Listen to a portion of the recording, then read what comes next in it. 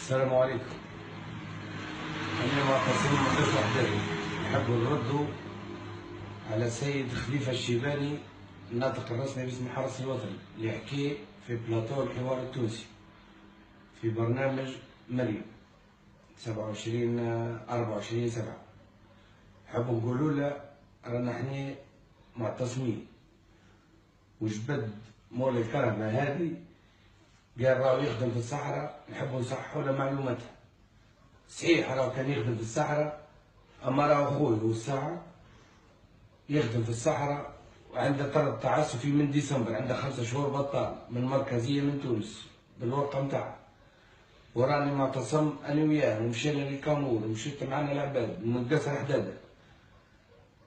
نحبوا نرجعوا عليه نقولوا له رانا لا نوصل العباد ولا انا مندسين ولا انا نحرضوا على الشغب ولا انا حتى شيء، معتصمين زي شباب تطاوين كل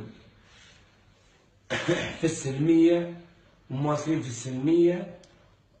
وجبتوا لنا الحاكم وضربنا وبعثتوا لنا الدوريات ضربونا وقتلوا منا روح شهيد ربي يتقبله ان شاء الله. جا روحنا اليوم رانا حضرنا دفينا وان شاء الله رانا راجعين للكامور الليله بحول الله، ورانا مواصلين في السلميه متاعنا وبحول الله بنجيبوا حقوقنا وحقوق شهدائنا وحقوق المضروبين منا، وان شاء الله منصورين بحول الله عليكم. تحبوا تفسدوا لنا صورتنا، رانا بحول الله منصورين ومعانا ربي، وهذه الكرمه ورانا ما خايفين من حد شيء، رانا حقوقنا سلميه